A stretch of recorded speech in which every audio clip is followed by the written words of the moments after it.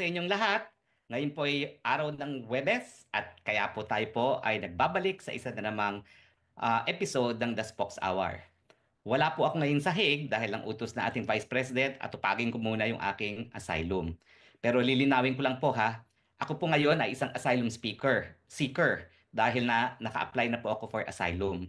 Ang inaantay ko lang po ay yung kauna-unahang interview na ito po'y kabahagi na ng application process. Pagkatapos po nitong kauna-unahang interview, malaya na po akong makabalik doon sa Dahig kasi ang layo po nitong lugar nito. Hindi naman po kami nakadetena, no? In fact po pwedeng lumabas at ako'y naggaling na ako sa grocery, kaya lang yung grocery, 30 minutes walk one way. At saka yung biyahe papunta rito, kung nasaan ako, 4 na oras galing sa Dahig. Kung magte-tren ka, 4 at kalahating oras. So parang hindi ka nga nakadetena, wala ka naman mapuntahan. Meron pa kasing ang dami ang stages na ginagawa rito, yung initial registration, yung fingerprinting and interview sa police, tapos medical, at saka yung first interview. Tapos sa first interview, pwede ka nang umalis at text ka na lang nila kung saan yung final interview mo at hindi na dito sa malayong lugar. Yung mga walang pera, ilalagay sila sa ibang facility, no? Pero hindi na po rito kasi ito talaga is only for the application stage. Pero ngayon po, dahil ako'y aplikante na, meron na akong non-refuma, karapatan sa non-refuma. Ibig sabihin, hindi na ako po pwedeng mapabalik dun sa bansa na aking inalisan dahil sa aking political persecution at yan po ay bansang Pilipinas. Alam niyo po, bukod sa sinabi ni VP Sara na kailangan ayusin ko muna ito para makakonsentrate rin ako no, doon sa pagdepensa ng presidente, pero hindi pa po sigurado, nakasama ko ha. Lilinawin ko lang po yan. Sabi lang yan, sige ayusin mo yung asylum mo. No? Yung mere fact na nag-apply ako, yan yung nagbigay sa akin ng karapatan na hindi na ako po pwedeng mapabalik sa Pilipinas. Maski pa kumuha sila ng warrant of arrest, maski pa sila mag-file ng extradition, malinaw po yan dahil ito po ay matter of convention rights. Nakasulat po talaga yung non-refuma, yan yung pinaka-importanting karapatan ng asylum seekers, hindi mapabalik dun sa lugar na kung saan nila nanggaling. Natural, kasi pag ako pinabalik dyan, kukulong ako, non-bailable, sa isang kaso na human trafficking na walang ka-ebidensya.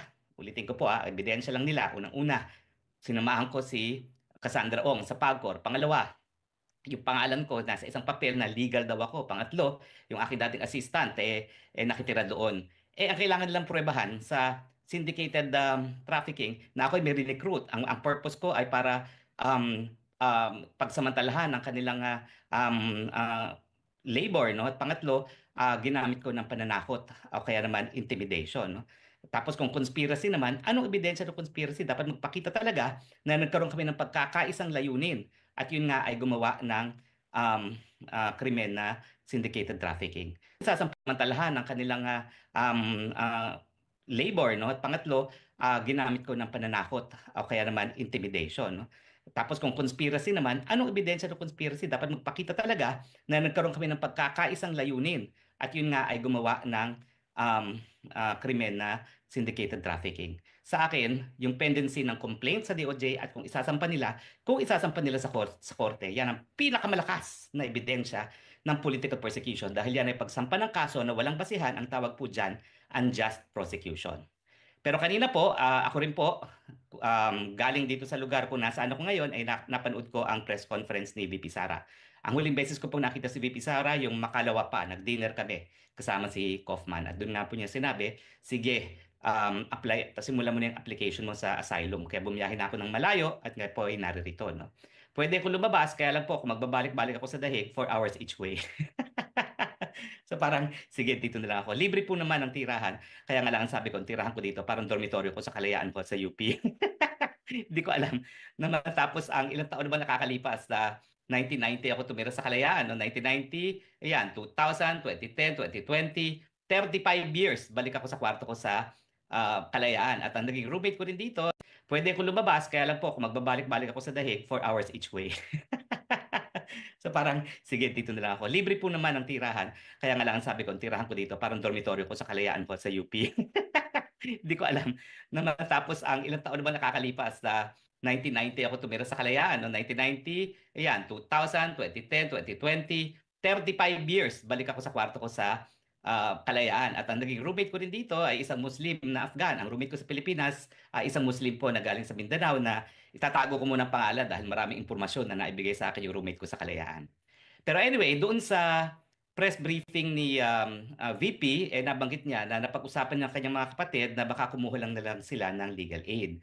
Yung legal aid po, ibig sabihin, ang hukuman mismo magbabayad para sa mga abogado na didepensa sa kanya. Pero limitado po ang budget. Nung ako po'y aktibo pa sa bar ng ICC, yan po ay 40,000 euros. Parang naitaas na po yan ng konti, no? Pero yung 40,000 euros na yan, ang babayaran, isang lead counsel, isang co-counsel, isang legal assistant, isang case manager, at isang investigator. So makita nyo, manipis talaga. Kaya naman ako, kahit ano mangyari sa aking application, kung talagang dahil manipis at 5 lang yan, hindi ko naman kasasama ng loob na kung hindi ako mapasama dyan sa team, no? Dahil 5 nga lang po yan. In fact, effectively, 2 lang yan. Kasi yung legal assistant at saka yung case manager, mga batang-batang abogado po yan. So 2 abogado lang talaga ang harap sa hukuman.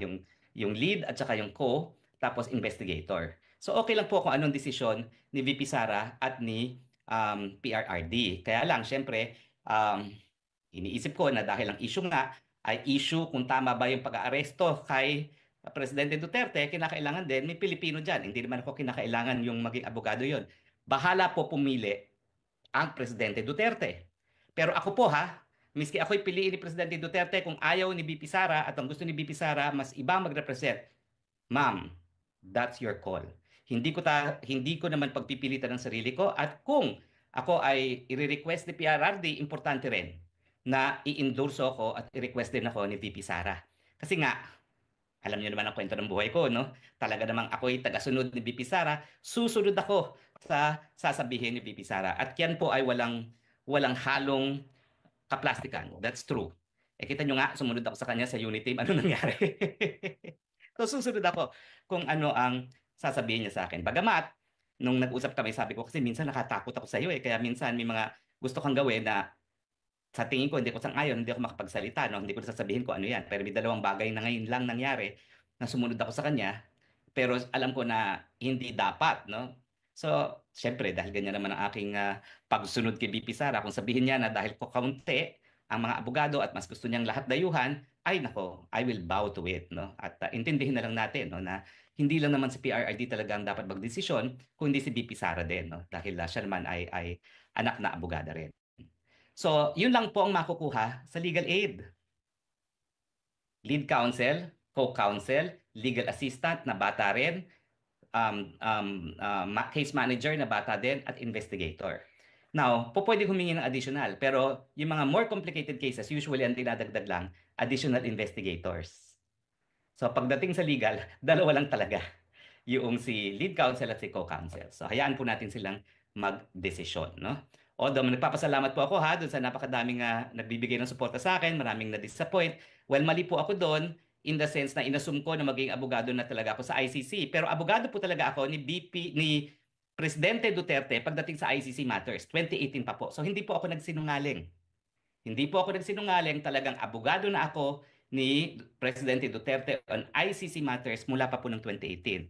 Ang problema po, yung mga ibang supporters ni PRRD, binaliwala lahat ng sinabi ko dahil sabi nila, imposibleng mangyari yan na makakarating si PRRD sa ICC. So lahat po ng mga nagsabing imposible yan, alam po nila kung sino sila, at sila naman po yung napakalapit din kay Presidente. Need I say it? Pero I told you so. So anyway, yun lang pong makukuha sa legal aid. Now, hindi rin po automatic yan Mag-iimbestiga pa ang ICC at titignan nila yung kita ni Presidente. Wala naman siyang kita, pension lang. Sabi ko nga, ang pension yan, mga 300,000 at most. In euro terms, times 7 ata ang euro, magkano lang yan. So that's basically, sabihin na natin ay 5,000, no? 5,000. O tama, 5,000 euros a month. Alam mo naman si Presidente, no? Yung kanyang pension, hahatiin pa niya sa 2. Alam niyo naman, sinasabi niya, 2 yung asawa niya. Tapos, kung ano yung ari-arian. Ako po, I can swear. Kailan ko lang po nakita ang bahay ni Presidente Duterte sa Davao. Na-guilty ako dahil di hamak na mas maganda ang bahay ko kaysa sa bahay ni Presidente Duterte. Mayor, wag ka magagalit, pero ang description ko sa bahay niya, bahay ng kalapati. Kasi yung kwarto niya, nasa 2nd floor, meron lang revolving stairways na napakakitid, pero memoryado din niya yun. So miski mahina na ang kanyang paglalakad ngayon, miski nakapikit, kaya niya umakyat doon dahil buong buhay niya doon siya tumira. At matapos nga yan, kinausap ko yung kasama niya ng kaalaga sa kanya, bakit naman hinahayaan ng pamilya ni Presidente na tumira sa ganito ang dating Presidente? Talagang sinabi ko yon. Ang sagot, meron ng isang tycoon na bumisita sa kanya. Ang bilin sa kanya, bumili ka ng kahit anong bahay, akong magbabayad. Ayaw talagang umalis ni Presidente Duterte sa kanyang pamamahay. At lalo pa akong napahanga sa pagkatao ni Presidente Duterte dahil dun nga siya na pinili niya na talagang manirahan sa tinatawag kong pigeon house. Kasi mukha talaga siyang pigeon house. Yung second floor niya, kwarto lang niya. Hindi siya yung buong second floor. Doon lang siya. Yun lang yung ano niya, yung kanyang kwarto. Kaya tawag ko pigeon house. At saka isang galaw mo lang tapos na yung bahay. Siguro wala pang 175 square meters yung floor area ng bahay na yun. Para po talaga siyang socialized housing. And hindi ako mapaniwala na doon nakatira ngayon ang dating presidente ng Pilipinas. So anyway, ang punto is mag-iimbestiga ang ICC kung talagang ang pensyon niya ay 5,000 euros, ilan ang sinusuportahan niya, at saka kung meron pa siyang ibang ari-arian. Ang alam ko po, ang mga ari-arian lang niya talaga, at pinag-uusapan naman na po namin yan, ay yung mga ari-ariang namana niya. Okay? Sa kanyang tatay. Yung tatay po niya, I'm sure, meron din kaya, pero yun yung sa mga nakalipas na panahon na, no? Dahil naging governor naman yung tatay niya. Pero, napag-uusapan din naman namin yung kanyang, kumbaga, ari-arian, hindi po yan masyadong marami. At saka alam niyo naman sa Mindanao, ang balor ng mga property hindi mataas. So anyway, ibig sabihin, hindi pa po automatic yan.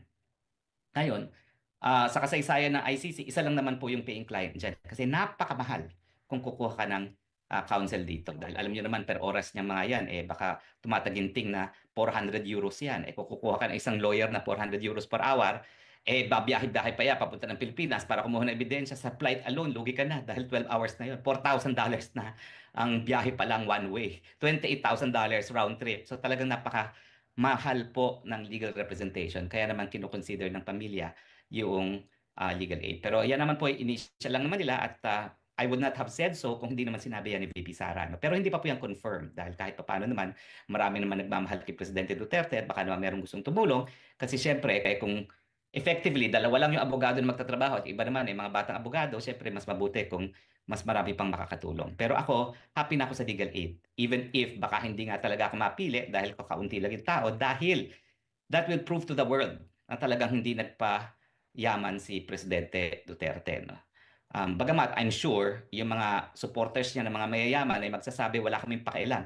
Kung may isang tycoon na sinabi dun sa kasama niya na wala akong pakialam kung ganong kamahal ng bahay na magustuhan niya, babayaran ko. I'm sure marami rin siyang mga supporters na willing magbigay ng pera at wala pong pagbabawal dahil wala na sa gobyerno ang ating Presidente Duterte, di ba?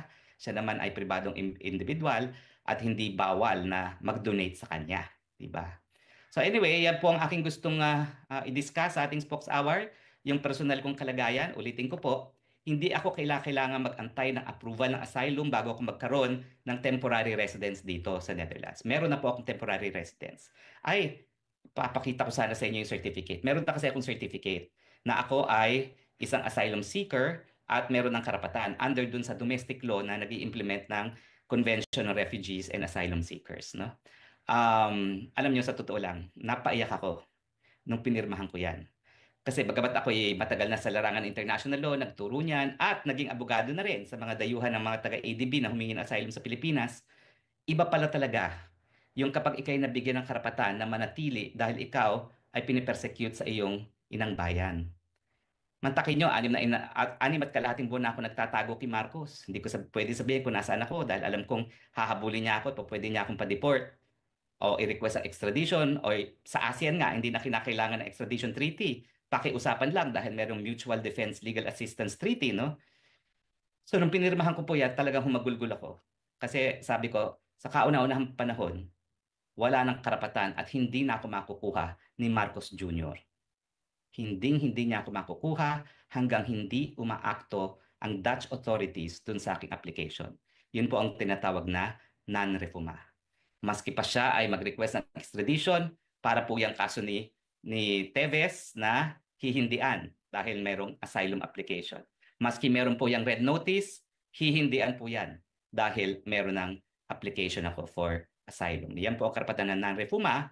At in-explain ko rin po yan kay VP. Kasi parang ang understanding ni VP, kinakailangan munang ma-approve ang aking asylum bago ako magkaroon ng legal status to remain in the Netherlands. So, pinadala ko rin po sa kanya yung convention at saka yung aking certificate na nasa Dutch pero meron naman pong English translation sa Google Translate.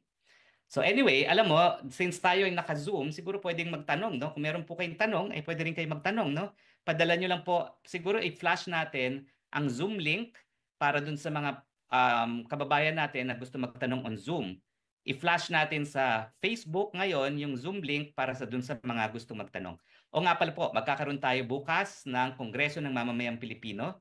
Ito po ay alas 8 ng gabi sa Pilipinas. 1 o'clock dito sa akin sa Dahig. Doon po ako sa grounds ng Asylum Processing Center magbo-broadcast, no, para mataas ang araw at maganda naman ang tanawin at makikita niyo yung mga iba't ibang lahing kasama ko na nag-a-apply ng asylum, no.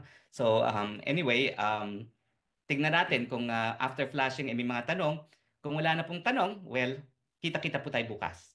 At bukas po, ilalagay na namin ngayon pa lang kung ano yung Zoom link para kung gusto niyo magtanong sa Zoom, ay po pwede niyo itanong at ibigay din yung saloobin nyo. Ang topic po natin bukas sa ating Kongreso ng Mamamayang Pilipino, tama ba na isinuko ng administrasyon ni Marcos Jr.